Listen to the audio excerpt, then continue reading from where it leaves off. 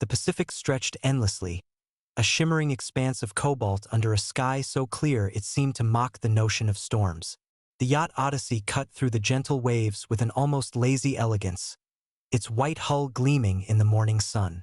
On board, 8 strangers, bound together only by their desire for escape, were beginning what they thought would be a pleasant week-long journey across open water.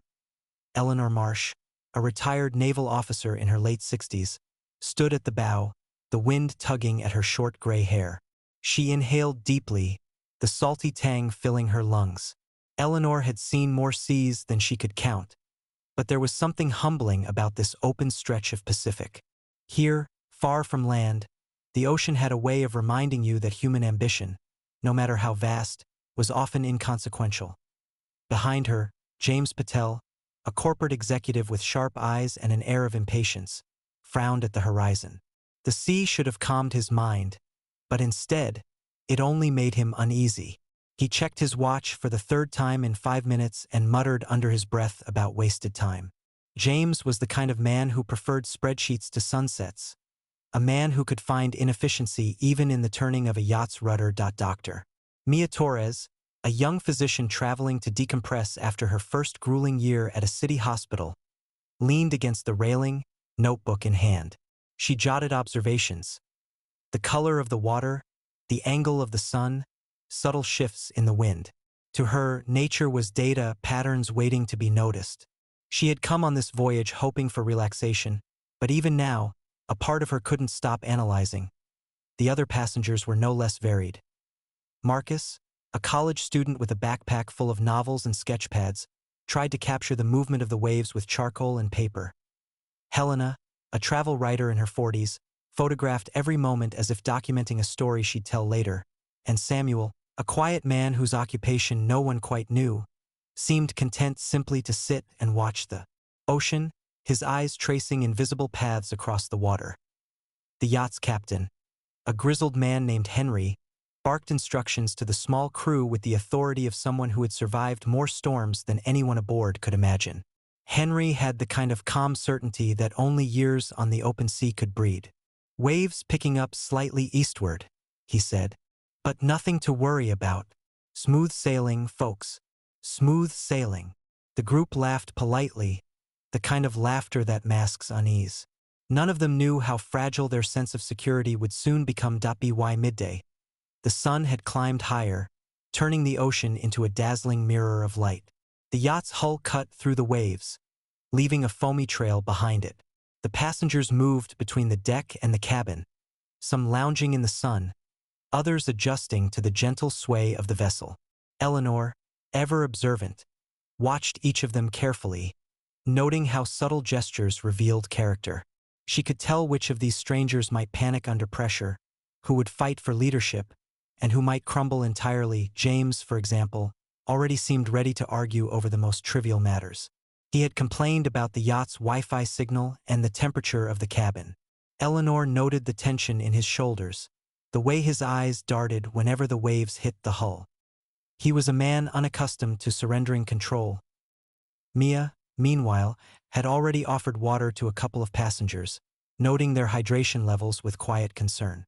She had that rare combination of curiosity and compassion, someone who wanted to understand the world but also fix it. Eleanor thought she might survive anything the sea threw at her, but she knew even the strongest sometimes broke when the conditions were relentless. As the afternoon wore on, clouds began to gather on the horizon. At first, they were wisps, almost decorative, the kind of clouds that seemed to promise a picturesque sunset. But slowly, imperceptibly, they darkened. The wind picked up, tugging at sails and clothes alike. A chill ran across the deck, and even the sun's glare couldn't hide the growing grayness to the east. "Looks like a change in weather," Henry muttered, more to himself than anyone else. His eyes scanned the sky, trained and calculating. He adjusted the yacht's course slightly, heading toward calmer waters. "Nothing we can't handle," he added, though his voice held a tinge of unease. Marcus noticed the clouds and sketched them quickly, shading the edges with heavy strokes of charcoal. "Storm coming?" he asked, his voice a mixture of curiosity and anxiety. "Could be," Henry said, keeping his tone light. "Could be nothing." Out here, you learn to respect what you can't control. Helena stepped closer to him, lowering her camera. How often do storms come up this fast? She asked. Henry shrugged. The ocean has a sense of timing all its own. You never know. The group settled into an uneasy silence, the kind of quiet that feels like the world is holding its breath. The yacht's gentle rocking began to shift into a more insistent sway. Small ripples grew into waves, each one larger than the last. The passengers felt it before they saw it. The sea was stirring. By late afternoon, the first wind gusts struck. They weren't strong yet, but they had a bite to them, sharp and sudden. A few passengers laughed nervously, gripping the railing tighter. Eleanor tightened her jacket and surveyed the deck. She noticed James pacing, muttering complaints under his breath. Mia's notebook had been abandoned as she helped secure loose items on the deck. Samuel continued to watch the horizon with quiet intensity, and Marcus had stopped drawing, his gaze fixed on the growing waves. The yacht's crew worked with practiced efficiency, adjusting sails and tying down equipment. Henry's voice rose above the wind, calm but firm. We'll ride it out. Keep your wits about you. The first raindrops fell as the sun dipped lower, tiny stabs of cold that quickly grew into a steady drizzle. The passengers hurried below deck, leaving only Eleanor and a few crew members bracing against the wind at the bow. This is nothing, Eleanor said, though her words carried more reassurance for herself than anyone else. The sea had taught her humility, but it also demanded respect. Even a mild storm could turn treacherous if underestimated. The end. Minutes passed, and the drizzle thickened into rain. The wind howled across the deck, tugging at ropes and clothing alike. Waves now struck with a force that made the yacht lurch violently. The horizon was swallowed by gray, the line between sea and sky disappearing in the cabin. The passengers huddled together. Fear, though subdued, had begun to take root. Helena held her camera like a talisman. Marcus clutched his sketchbook, and James muttered complaints that gradually shifted from frustration to genuine anxiety. Mia moved quietly, checking on each passenger, offering words of calm that sounded fragile even to her own ears. Eleanor watched them, a silent sentinel. She knew that the storm was only a prelude to something far greater, something that would test the limits of human endurance, friendship, and courage. And somewhere in the deep, restless Pacific, the waves were already preparing for what was to come. By late afternoon, the drizzle had turned into a relentless curtain of rain, and the wind had grown from sharp gusts into violent blasts. The Pacific, once a shimmering mirror of calm, had become a roiling gray expanse, waves rising like mountains in miniature. The Odyssey groaned under the assault, its hull tilting sharply with every successive wave. Eleanor tightened her grip on the railing, her knuckles white beneath her gloves. She had seen storms before, many, but there was something different this time. The wind seemed to have a will of its own, as though the ocean were testing their resolve. "Captain!" she called over the roar, her voice barely audible. "How bad will it get?" Henry's face was set in grim lines. "Brace yourselves," he shouted. "This isn't a garden variety squall. Stay low and stay inside if you can." Below deck, chaos had erupted. James Patel stumbled against the cabin wall, knocking over a stack of supplies. "This is insane," he shouted. "We should turn back." "We can't," Mia Torres replied, trying to calm him as she steadied the trembling passengers around her. "We need to stay below and secure everything. Panicking will get us killed." The first wave struck with unexpected force. The yacht lurched violently, sending a spray of icy water across the cabin. Passengers were thrown to the floor. Helena's camera flew from her hands and shattered against the bulkhead. Marcus clutched his sketchbook, his eyes wide with terror. Samuel grabbed a railing, white-knuckled and silent, his face pale under the flickering cabin lights. The storm showed no mercy. Wind and water battered the vessel from every angle. Waves collided with the hull in explosive crashes, shaking the yacht as though it were made of paper. Eleanor's instincts screamed at her to prepare for the worst. "Everyone, life jackets!" she ordered. Her voice cutting through the din. The crew scrambled to comply, tightening straps and securing loose equipment. But the waves were relentless, each one higher and more punishing than the last. The yacht began to list dangerously, tilting to starboard before lurching back to port. Eleanor grabbed a line, planting her feet against the deck, feeling the wooden boards shudder beneath her. Then it happened. A wave, taller and heavier than any that had come before, struck the Odyssey at an angle that no one could have anticipated. The yacht rolled violently, metal and wood shrieking under the strain. Eleanor was thrown against the railing, then over it, plunging into the cold, dark Pacific. The screams followed her into the water, a chaotic symphony of fear. The life raft, tiny, fragile, and barely adequate, had been deployed just moments before. Eleanor struggled to reach it, thrashing against the waves.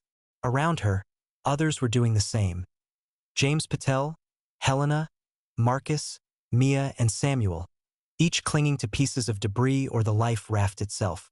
Henry, the captain, shouted directions through the storm, his voice a thread of authority barely audible above the roar of the ocean. The raft was a lifeline, but the waves were relentless. Eleanor fought through the cold, every muscle screaming, until she finally hauled herself aboard. The others followed, some more clumsily than others. One by one, they climbed aboard, wet, shivering, hearts hammering in unison. Counting heads, Eleanor realized 2 of the passengers were missing. Panic flared. "Where's?" she began, but no answer came. The storm was deafening. She could only hope they had clung to floating debris or been swept out of immediate danger. The raft itself groaned under the sudden weight. It was barely large enough for the survivors, who were huddled together, drenched and exhausted. Water poured over the sides with each wave, soaking them through. Rain stung their eyes, and the wind threatened to sweep them off the flimsy platform. James Patel was in near shock, trembling as he clutched the side of the raft. This can't be happening," he yelled, though the words dissolved into the wind. "You're alive?" Eleanor snapped, her voice firm despite the cold that penetrated to her bones. "That's what matters right now. Focus on that." Mia Torres was already scanning the raft for injuries. She checked Marcus first, noting a small cut on his arm from flailing against a broken piece of railing. Then she moved to Helena, who was shaking violently, more from terror than cold. Samuel simply sat, staring into the gray blur of the storm, his hands gripping the edges of the raft like a lifeline to reality itself. The end. Henry, the captain, finally joined them, soaked to the skin but unbroken. "The yacht's gone," he said simply. "We have no choice but to survive out here. Keep calm. Follow instructions." The survivors clung to the raft as the waves tossed them like rag dolls.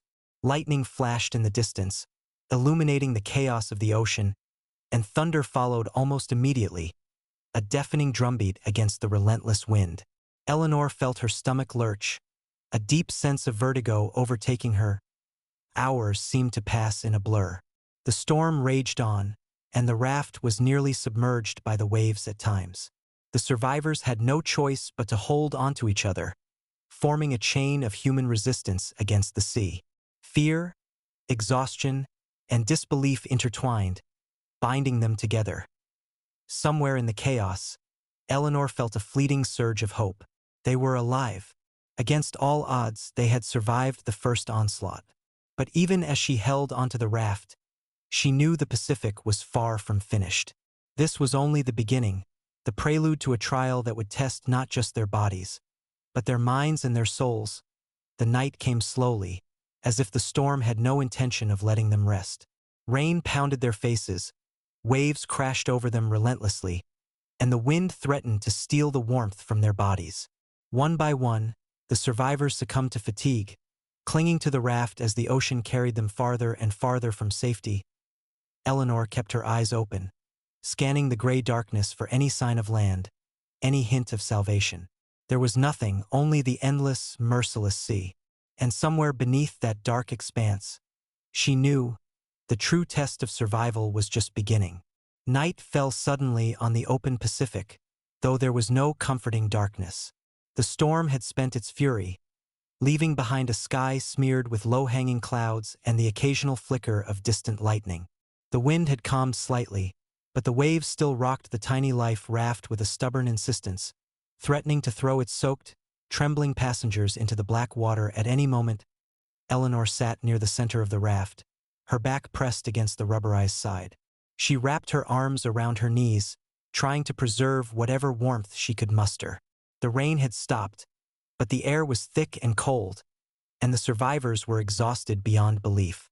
Their clothing was plastered to their bodies, each wave leaving a thin film of salt across their skin. "How many are we?" James Patel's voice cut through the heavy silence, tense and brittle. "6, counting ourselves," Eleanor replied, her voice steady despite the chill. "But we don't know about the others." The uncertainty hung over them, a shadow heavier than the night itself. None knew if the missing passengers had clung to debris, drowned, or drifted far enough to be lost forever. Each survivor carried a mix of guilt and fear. James for his irritability, Marcus for his inability to help, Mia for not being able to stop the chaos below deck. Eleanor carried it all, but she held it with the calm that came from years at sea. Mia shifted, tugging the soaked collar of her jacket. "We need to assess supplies," she said, pulling a small, soaked bag from the center of the raft. Inside were a few bottles of water, a small first aid kit, and a few emergency rations. Not enough for long, not enough to guarantee survival if they were stranded for more than a few days. Samuel, who had barely spoken since the capsize, looked at her intently. "We'll have to ration," he said finally, his voice low and steady. "Every drop, every bite, counted. There's no other way." Helena nodded silently, her camera forgotten on the floor of the raft. She stared at the dark expanse around them, as if documenting it in memory rather than on film. Marcus, meanwhile, tried to rest, curling into himself, though the waves made even sleep impossible. Eleanor took inventory quietly in her mind. 6 people, a tiny raft barely holding them, minimal supplies, and no land in sight. They were adrift, alone, at the mercy of a vast, indifferent ocean. She could feel panic gnawing at the edges of everyone's resolve. But not yet. Not while she could keep a steady hand. The first night was the longest. Cold seeped into their bones, and the survivors huddled close together for warmth. Every wave threatened to toss them into the sea. Every shadow could have been a predator, or worse, an unseen obstacle in the black water. The survivors whispered, not wanting to break the fragile calm.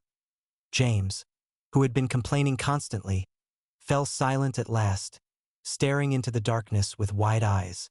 I didn't think I'd be here like this," he said. The words were barely audible, almost swallowed by the waves. "I'm not ready to die." "You're not dying," Eleanor said firmly, placing a hand on his shoulder. "We're alive right now. That's all that matters. Focus on that." Mia reached over and opened one of the water bottles. The small amount left was barely enough to wet their mouths. "We'll need to drink sparingly," she said. "Too little and we risk dehydration. Too much and we run out too fast. It's a balance." Hours passed. Sleep was a luxury none could afford. Marcus muttered to himself as he stared at the black horizon, tracing imaginary lines across the waves. Helena shivered but said nothing, only occasionally glancing at the sky as if hoping for some miraculous sign of rescue. Samuel remained stoic, staring outward with a fixed, almost unnerving calm. Eleanor found herself watching him occasionally, trying to read the mind behind those unblinking eyes. The end. The raft creaked, stretched, and groaned with each wave. The survivors clung to it as though their very lives depended on it, because they did. Somewhere beneath them, the ocean swirled in hidden currents, ready to drag them under if they let their guards slip. Eleanor thought of the missing passengers again. There was no time for grief yet.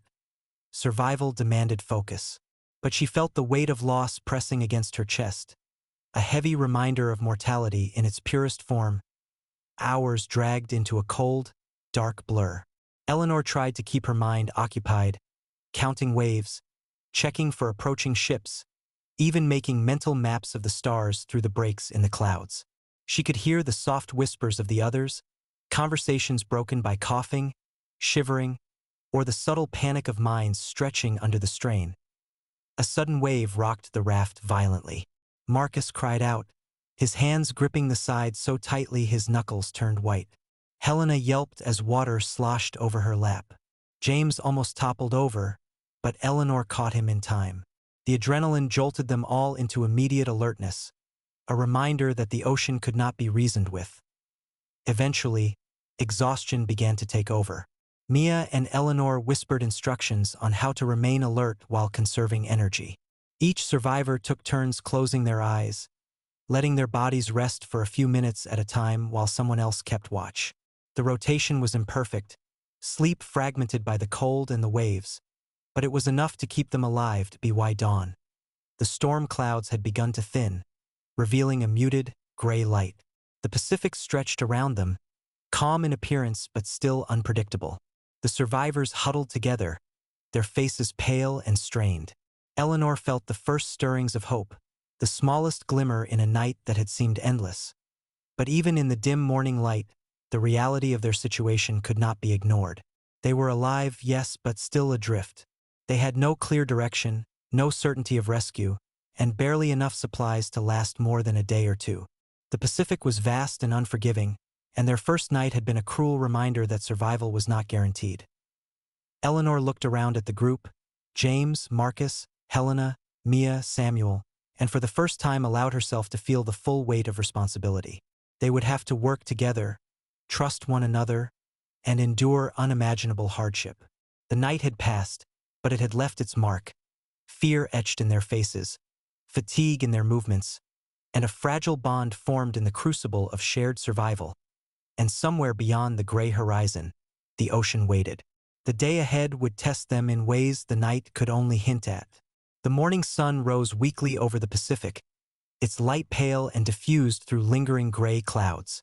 The storm had passed, but the ocean remained an endless expanse of shifting water, indifferent to the small raft that bobbed precariously upon it.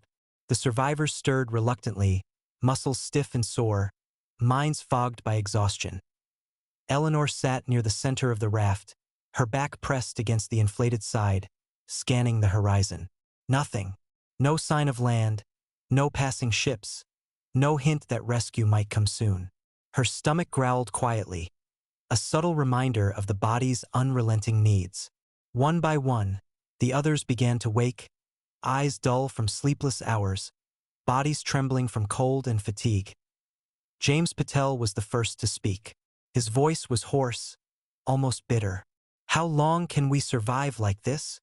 He cast a nervous glance at the small supply of water and ration packs that Mia had distributed sparingly. We don't have enough.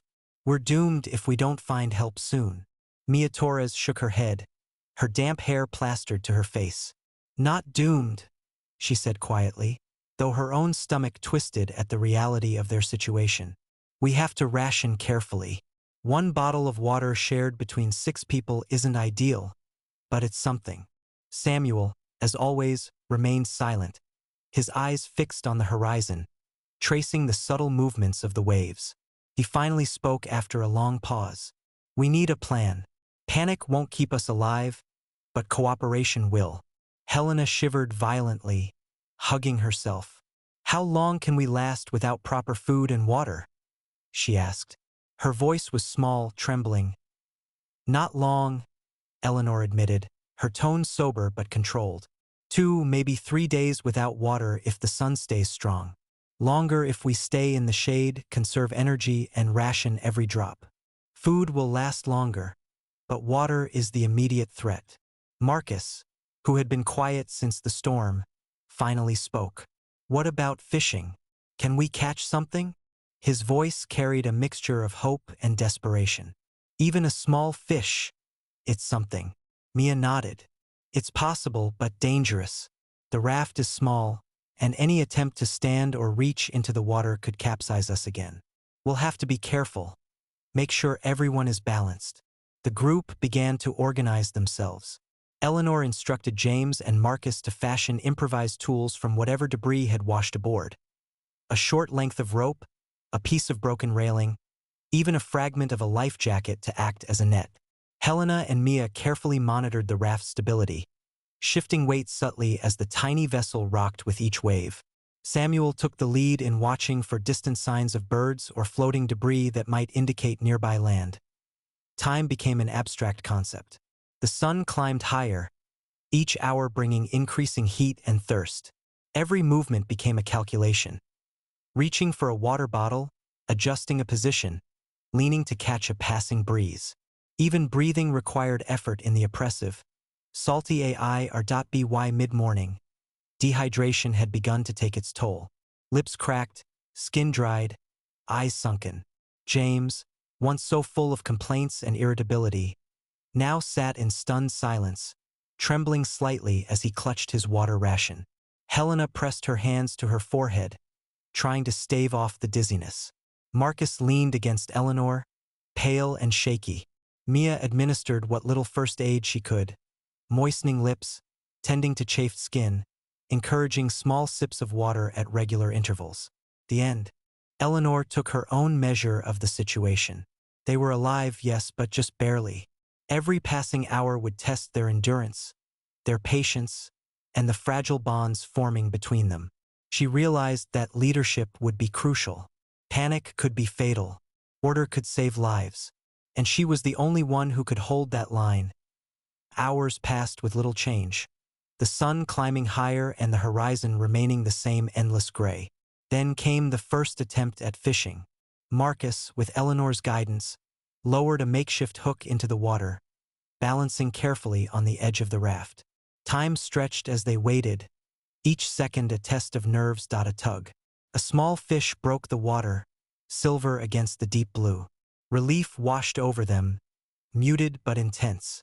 Even this small victory was enough to lift spirits, however briefly. They secured the fish and shared it, chewing carefully, mindful of the meager quantity. It was hardly a meal, but it was sustenance, a tangible reminder that survival was still possible as the day wore on. Eleanor noticed tensions beginning to surface.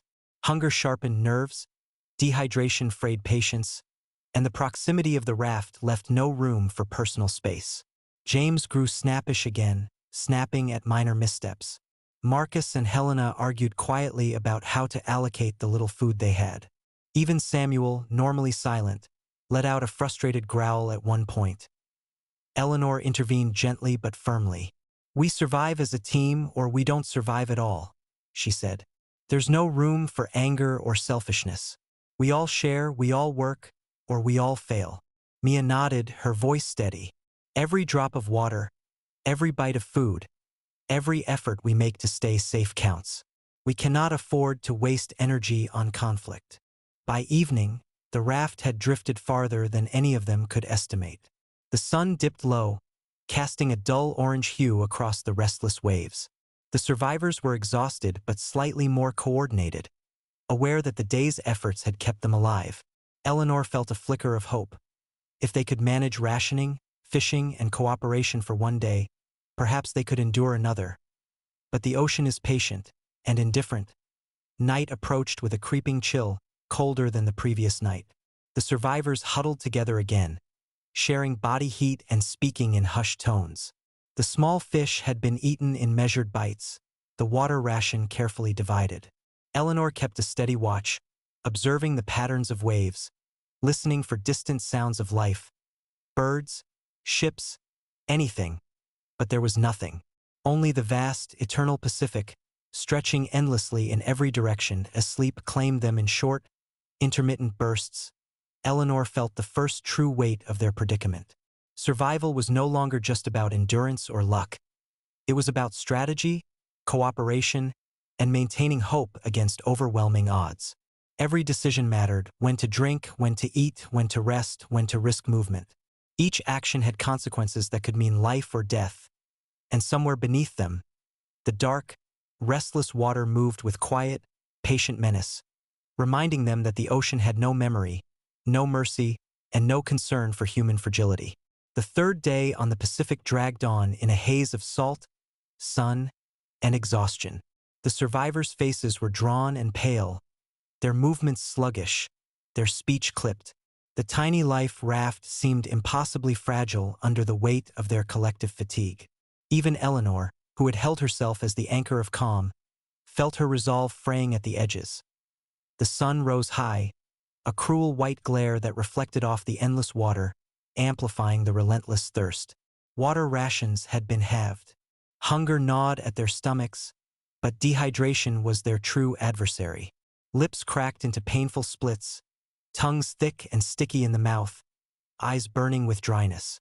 Every small movement was a struggle, as if the ocean itself resisted their survival. "Why isn't anyone coming?" James muttered, his voice rough with dehydration. His hand trembled as he clutched the remaining water bottle. "We should have been spotted by now. Planes, ships, anything. We're in the middle of the Pacific," Eleanor reminded him, keeping her tone calm but firm. "It's vast. Rescue isn't guaranteed. All we can control is what we do here on this raft." Marcus, who had been quiet since dawn, squinted at the horizon. "Do you think we'll start hallucinating?" he asked, almost in a whisper. His voice was tentative, fragile. Mia glanced at him, her eyes reflecting concern and the thin edge of fear.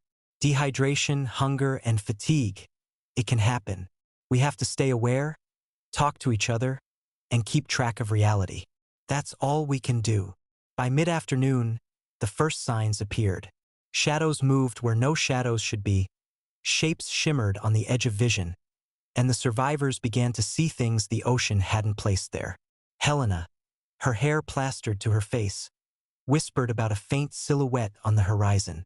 Everyone looked, hearts lurching, only to see the trick of waves and sunlight. "Nothing," Eleanor said softly, keeping her tone level. "The ocean plays tricks. Don't let it trick your mind." James rubbed his eyes, frowning. "I swear I saw a boat, a shape, something." "Shapes?" Samuel interrupted, voice quiet but firm. "That's all. The brain fills in gaps when it's desperate. Keep focus." Even Samuel's usually calm demeanor betrayed tension. Eleanor noticed how he flinched at waves, how his eyes lingered too long on distant movements, as though searching for danger or hope. The end. The raft creaked ominously with each wave. Every small jolt sent panic rising like a tide in their chests. One false move could tip the fragile vessel. Their patience with each other, already fraying, began to show cracks. Marcus shifted suddenly, trying to move toward the corner of the raft. "I just need to stretch," he said, voice strained. James's patience snapped. "Careful. One wrong move and we all go under. Can't you see how fragile this thing is?" Helena backed away, shivering. "We're all tense." "Stop yelling." Eleanor's voice cut through the rising tension. "Enough. Every second of anger wastes energy we need to survive. We survive as a team, not as individuals. Focus on that or we fail." The afternoon heat pressed down relentlessly. Their skin stung with salt and sun, and every gust of wind that threatened to tip the raft brought shouts of alarm. Even small ripples in the water became sources of paranoia, each wave a potential threat, each shadow a predator conjured by their minds. By late afternoon, hallucinations had taken a stronger hold. Marcus swore he saw land just over the horizon, only to have it vanish as he blinked. Helena muttered about voices calling from the water, faint whispers that weren't there. James became jittery, pacing small sections of the raft, muttering about directions and currents. Eleanor recognized the signs. Fatigue and dehydration were warping their minds, weakening coordination and threatening the fragile unity they had built. She tightened her grip on leadership, assigning tasks and keeping conversation grounded in observable reality. "Talk to each other. Describe what you see clearly," she instructed. "If it doesn't make sense, question it. Stick to the facts." Mia helped distribute water again, though the quantity was minimal. "Small sips, everyone," she said firmly. "Keep track of how much you take. We can't risk running out completely." Samuel, surprisingly, spoke for the first time that day in a tone that carried weight. "Fear is as dangerous as hunger. Can make you do things you regret. We must resist it." The first night brought a cold that cut through wet clothing and salt-stiffened skin. Sleep was shallow and fragmented. Shadows seemed to move along the edges of the raft, and dreams blurred into reality. Eleanor kept a watch, scanning the horizon for any sign of life, listening to the rhythm of waves, feeling the raft respond under them. When one by one the survivors fell into fitful sleep, Eleanor sat upright, her body aching, her mouth parched, her mind alert. She could feel the strain pressing against the edges of their fragile unity. Tomorrow would bring hunger, thirst, and doubt in even sharper measures. But they were alive. That was all that mattered. For now, as darkness stretched into blackness, Eleanor whispered into the wind, "We endure. We survive. That is all that matters." And somewhere in the vast, indifferent Pacific, the water flowed beneath them, patient, vast, eternal, indifferent to human fear, human hope, and human frailty. The morning sun was pale and weak, struggling to pierce a growing wall of gray clouds on the horizon. The survivors stirred on the tiny life raft, bodies aching from cold, hunger, and exhaustion. Even Eleanor, who had managed to maintain a semblance of composure, felt the weight of endless vigilance pressing down on her shoulders. Samuel was the first to notice the shift. "Storm coming," he said, voice low but steady, eyes fixed on the horizon. "Look at the clouds, they're building fast. Winds will pick up." James groaned, rubbing his temples. "Just when things couldn't get worse." He swallowed a mouthful of water, wincing at the dryness in his throat. "We can't survive another storm." Eleanor shook her head, her eyes scanning the encroaching clouds. "We have to. There's no other choice. We ride it out together. Stay calm, stay low, and keep the raft balanced." The air thickened, heavy with the scent of salt and impending rain. Waves, once gentle swells, began to grow in size and intensity. The raft rocked violently, tossing its passengers like ragdolls. Each movement required careful coordination. Each breath drawn was labored with effort. Helena clutched the sides of the raft, trembling. "I can't do this. I can't." Her voice cracked under the strain. "Listen to me," Eleanor said firmly, gripping Helena's shoulder. "You can. We all can. Only together. Focus on holding on, not on what might happen." Mia distributed the remaining water, emphasizing sips over gulps. "We need to conserve, or we won't make it through the night." She glanced at Marcus, who was pale and sweating despite the cold. "Don't push yourself too hard," she warned by midday. The storm had advanced, winds whipping across the ocean in chaotic gusts.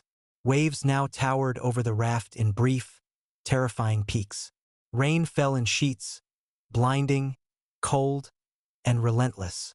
The survivors clung to the raft with desperate strength, teeth chattering, muscles straining, hearts pounding with fear and adrenaline. Marcus cried out as a wave crashed over them, slamming him against the side of the raft. James shouted, nearly losing his balance. Eleanor, soaked and shivering, held them both, bracing herself against the raft's unstable floor. "We have to bail," she shouted over the roar of wind and rain. They had a small bailer, a flimsy plastic cup scavenged from the yacht, barely able to remove water faster than it filled. Together, they took turns scooping, teeth gritted, hands raw from cold and friction. Hours stretched into an endless cycle of waves, wind, and rain. Visibility dropped to mere feet. Eleanor's mind sharpened to a singular focus: survival. She directed the group, monitored the raft, and calculated each movement with precision. Every second counted. A single misstep could send them all into the raging sea. The end. By evening, exhaustion had reached a dangerous peak. Marcus was shivering violently, his lips blue. Helena's teeth chattered, and she clung to Eleanor like a lifeline. James, despite his complaints, was pale and silent, a thin trickle of blood running from a small cut on his forehead. Mia's hands were raw and blistered from the bailer. Even Samuel's calm demeanor showed cracks, his jaw tight, eyes tired but unyielding. The storm, relentless and indifferent, refused to relent. Waves smashed over the raft in repeated assaults, each one threatening to engulf them entirely. But the survivors held on, bodies pressed together, minds straining against fear, exhaustion, and panic. Night fell with no mercy. Lightning flashed briefly, illuminating the terror on each face. Rain hammered down, soaking them to the bone. The raft pitched violently, and Eleanor's heart skipped each time it seemed to capsize in a brief lull. Samuel spoke quietly, voice almost drowned by the wind. "We endure. That is all we can do. Hold the raft. Hold each other. We survive together or not at all." Eleanor nodded, her body trembling, soaked, and raw. "We survive. Together." Through the long night, they clung to that mantra. The storm raged on, but a fragile bond had formed in the chaos. Fear and trust intertwined. They had no choice but to endure, to face the fury of the Pacific with nothing but each other for strength. By dawn, the storm weakened slightly, leaving the raft battered but still afloat. The survivors were exhausted, nearly broken, but alive. The Pacific stretched around them, calm in appearance but still menacing, indifferent to their ordeal. Eleanor looked at the group, bruised, wet, trembling, yet alive. They had endured the storm together, and for now that was victory enough. But the ocean is patient, and its trials far from over. The storm had passed, leaving the survivors bruised, battered, and soaked through to their bones. The Pacific, now deceptively calm, stretched endlessly in every direction. The sun rose weakly, filtering through a layer of mist, casting pale light over the tiny life raft that had endured the night's chaos. Eleanor sat near the center, her body trembling from cold and fatigue, eyes scanning the horizon. Nothing, not a single sign of land or passing vessel. The survivors, one by one, stirred from a fitful, brief sleep, their expressions hollow from exhaustion. Mia broke the silence. "We need to assess what's left: water, food, tools," she said, her voice quiet but firm.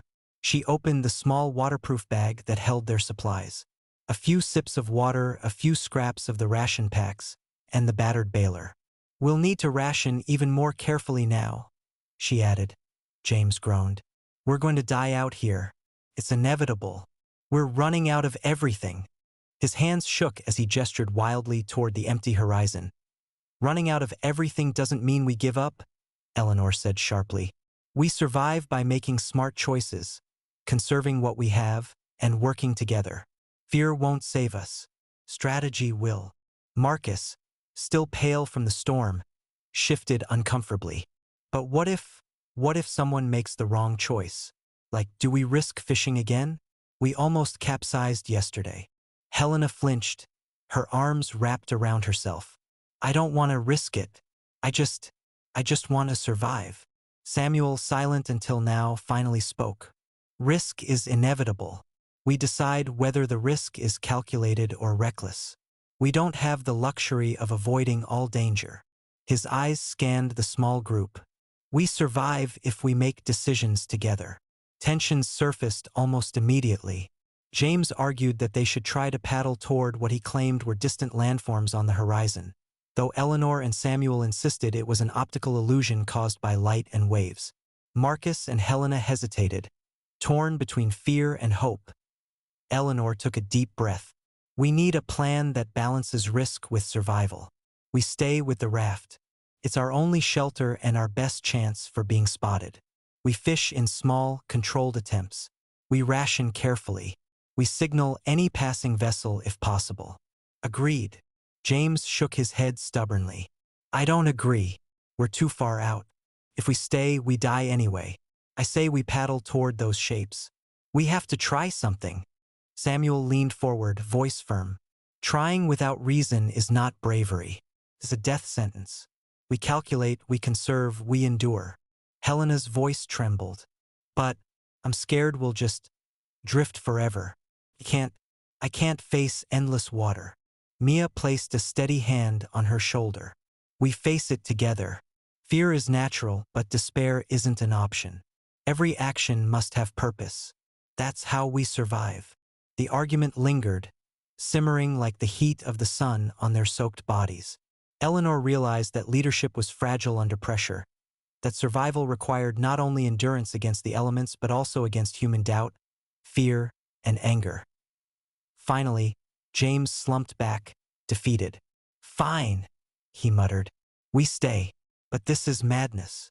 The survivors spent the remainder of the day attempting to fish in short, careful bursts. Each effort was measured, every movement calculated. The ocean, indifferent, allowed them a few small victories.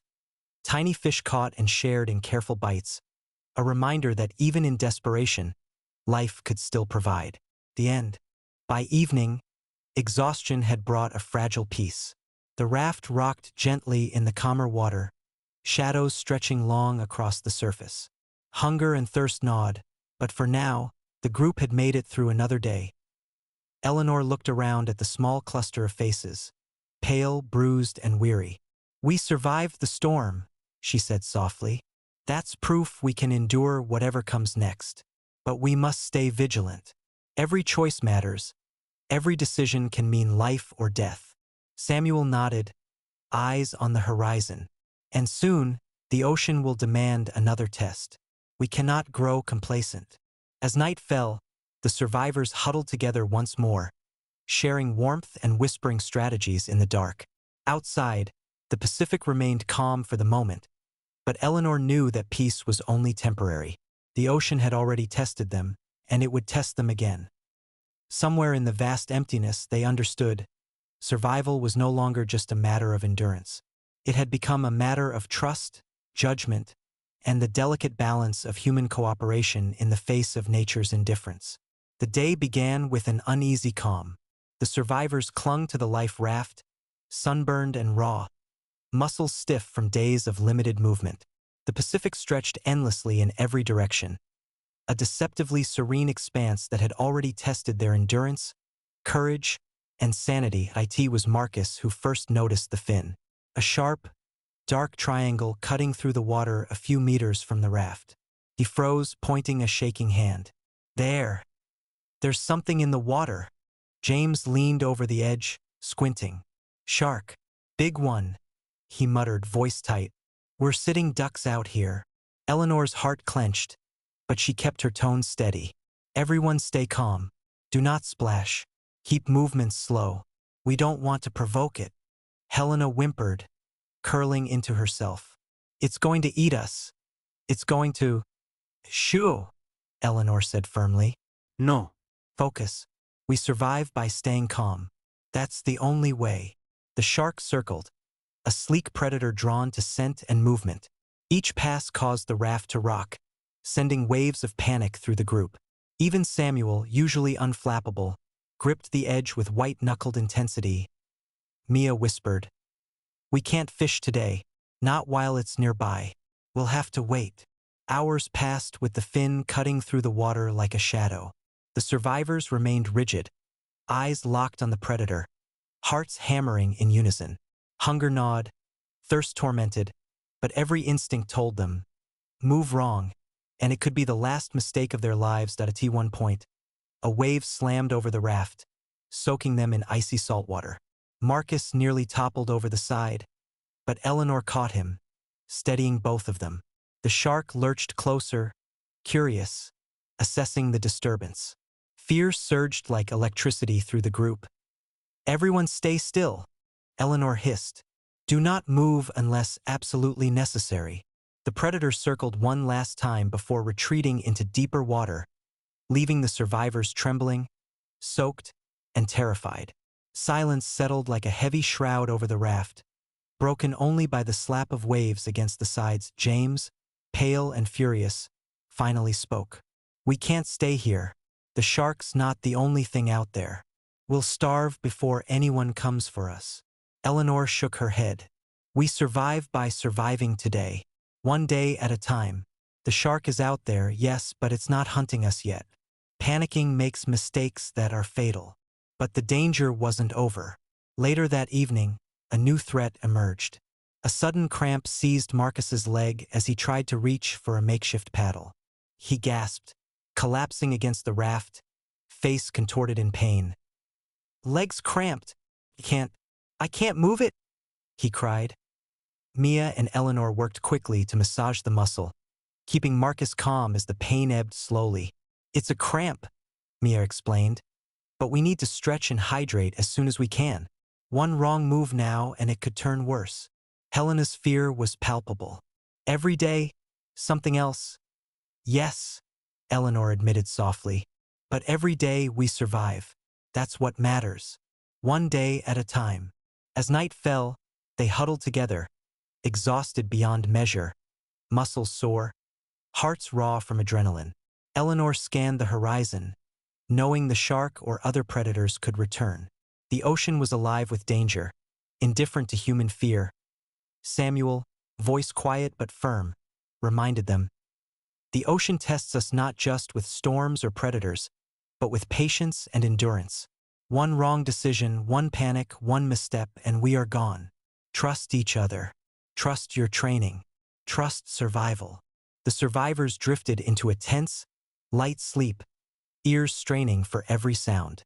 Above, the stars shimmered faintly, indifferent and distant. Below, the ocean whispered in dark currents, a reminder of their vulnerability.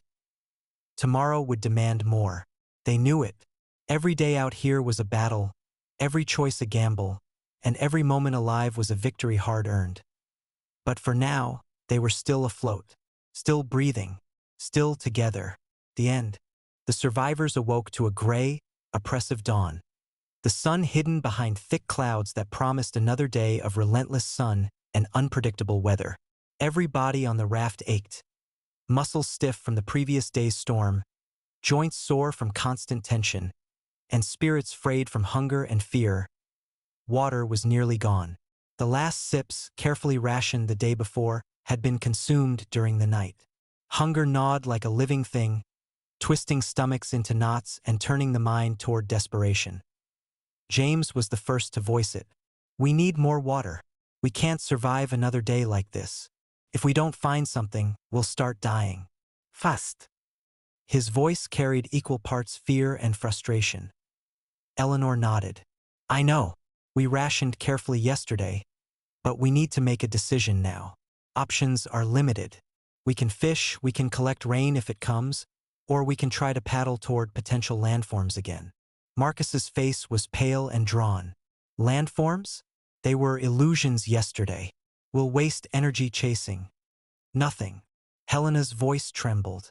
I don't want to move. We barely survived the storm. If we try anything new, I'm afraid we'll die." Samuel, ever measured, spoke with calm authority. "Every choice carries risk. Inaction is also a choice. Doing nothing guarantees eventual failure. We must balance courage with calculation." Mia suggested an alternative. "We can try to collect rainwater. If we can rig some sort of funnel with what's left of the raft and clothing, we might get enough to last until rescue, or until the ocean provides a chance." Eleanor considered the options. Fishing was risky with the shark still nearby, energy draining, and potentially fruitless. Paddling toward distant shapes could be a waste or worse, fatal. Rainwater collection seemed the safest, if slow, solution. "Agreed," Eleanor said. "We rig the collection system, fish only in small bursts, and conserve energy. This is our plan. And no arguing, no panic. Decisions are made together." The survivors set to work, despite their exhaustion. Torn clothing and parts of the raft were fashioned into crude funnels and catchers. Every movement was labored, every action a test of patience and strength. Marcus struggled to help, his legs still stiff from the cramp, but he persevered, driven by fear of the alternative. Hours passed with little success. The sun climbed high, heat pressing down, waves lapping relentlessly against the raft. Tempers frayed. James snapped at Marcus for moving too slowly, Marcus snapped at James for shouting, and Helena began to cry quietly in frustration. Eleanor held up her hand. "Stop. We survive together. Every argument wastes energy. Focus on survival, not blame." Samuel nodded. "The ocean teaches patience. Anger and panic are useless. Remember that." By afternoon, a small triumph appeared. Tiny beads of water began forming in the makeshift catchment. It was not enough to quench thirst, but it was proof that careful planning could yield results. Spirits lifted, if only slightly, but the awareness of their precarious situation weighed heavily. Hunger remained, gnawing like a predator more persistent than any shark. James, normally brash, grew quiet, staring at the horizon with hollow eyes. Helena clung to Eleanor, shivering with fatigue and fear.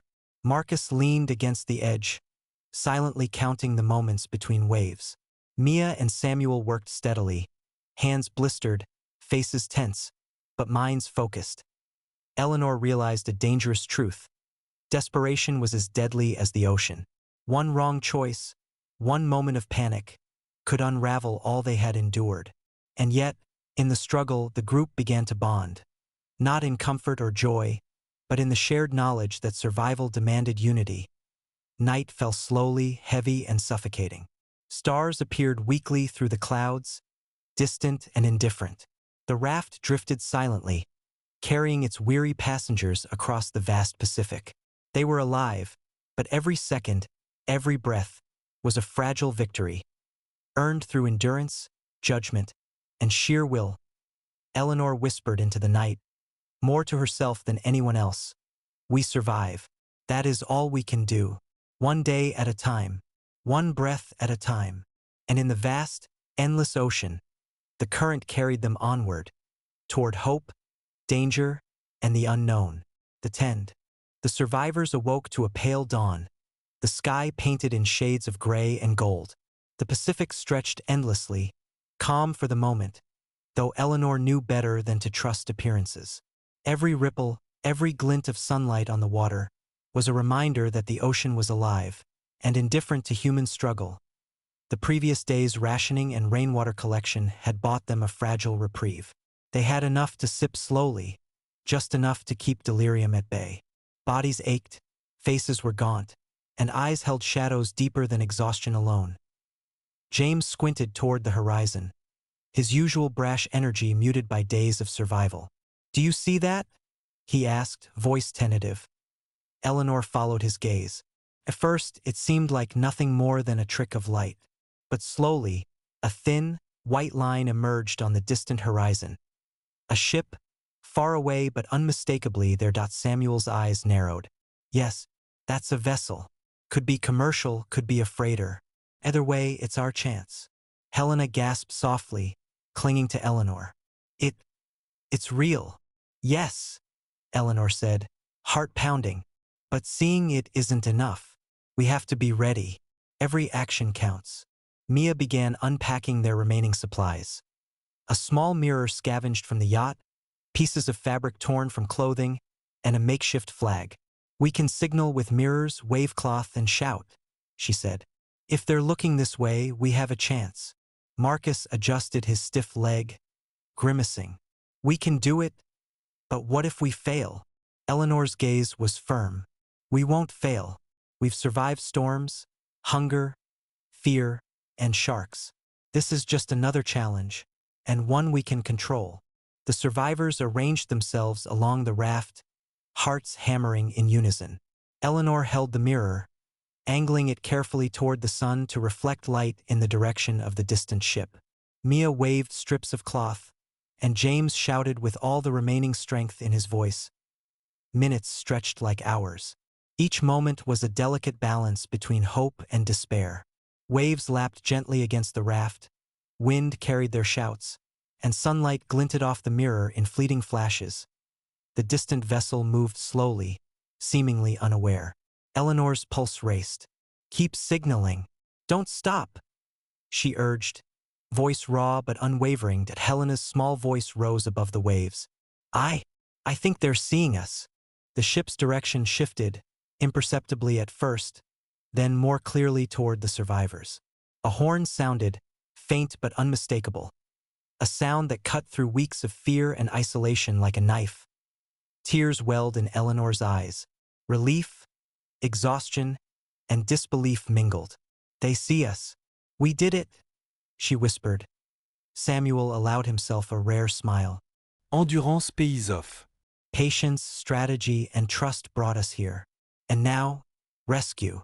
The survivors huddled together, shaking, sobbing, and laughing in disbelief. They were battered, dehydrated, and almost broken, but alive. The raft, once a symbol of vulnerability, had carried them to salvation. Hours later, the ship drew close enough to lower a small lifeboat. Eleanor helped Marcus into it, then assisted Helena. James, Mia, and Samuel followed. One by one, they climbed aboard, faces streaked with salt and tears, but alive. Finally alive as the raft drifted behind them, Eleanor looked back at the endless Pacific. The ocean had tested them in every way. Storms, hunger, injury, fear, and isolation. And though they had emerged from its grasp, she knew the memory of the struggle would never fade. The survivors huddled together on the ship's deck, watching the sun dip toward the horizon. Eleanor whispered to the group, voice gentle but resolute.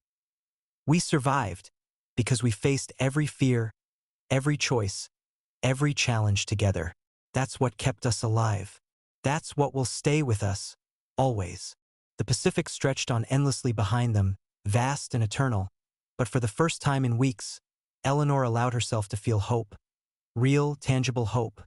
And somewhere, deep in the vastness of the ocean, the life raft drifted alone, a testament to survival against all odds. The end. The ship's deck was warm under the late afternoon sun, a stark contrast to the cold, relentless expanse of the Pacific they had just left behind. The survivors sat together, silent at first, letting the gentle rocking of the ship replace the constant motion of the life raft. Their bodies ached from days of tension, hunger, and saltwater exposure, but the relief of being alive brought an almost painful quiet. Eleanor leaned against the railing, staring at the endless horizon. She could still see the faint shimmer of the life raft drifting behind them, small and fragile against the vast ocean. It had carried them this far, borne witness to their fear and courage. She felt a wave of gratitude, and a pang of sadness for the ordeal it had endured. Marcus flexed his leg gingerly, testing the cramp that had haunted him for days. "I can walk without pain now," he said softly. "It feels almost unreal. I keep expecting to be back on the raft." Helena, wrapped in a warm blanket, nodded. "I feel like I left a piece of myself out there. The ocean, it changes you. Even if you survive, you're not the same person." James, surprisingly quiet, broke into a soft laugh. "I thought I'd lose my mind out there, but we made it. Somehow." His voice was uncharacteristically reflective. "I guess fear taught me more than I realized." Mia sat beside Samuel, her hands tracing the edge of the railing as if grounding herself. "I keep replaying every decision. Every little choice mattered. I don't think I'll ever look at the ocean the same way again." Samuel, ever the steady presence, finally spoke with gentle authority. "We were tested in every way, physically, mentally, emotionally, and we survived because we trusted one another, even when the waves and our fears told us not to. That is a lesson that will stay with us long after the ocean is behind us." Eleanor drew a deep breath, letting the warmth of the sun soak into her weary bones. "We were strangers at first, and yet, in that raft, every one of us became part of something bigger than ourselves." Survival is not just about endurance. It's about connection, trust, and courage in the face of the unknown. The group fell into silence again, each lost in their own reflections. The Pacific rolled quietly beneath them, vast and eternal, carrying the memory of their struggle in its depths. As the ship headed toward port, the survivors began to speak more freely, sharing small stories of courage, moments of fear, and memories of each other's quiet acts of heroism. Laughter returned slowly, fragile but real, mixing with tears that were no longer just of fear, but of relief and shared triumph. Eleanor realized that the raft had not only saved their lives, it had forged bonds stronger than any storm. The ocean had stripped them bare, leaving only resilience, trust, and the raw truth of human endurance. That night, as the ship sailed under a starry sky, the survivors huddled together once more, but this time in comfort rather than necessity. They knew the Pacific would always be a part of them. Its vastness, its danger, its beauty. But they also knew that they had conquered its trials together, And in that quiet reflection, Eleanor allowed herself a smile. Against all odds, they had survived. Together. And that was a victory the ocean could never take away. The end.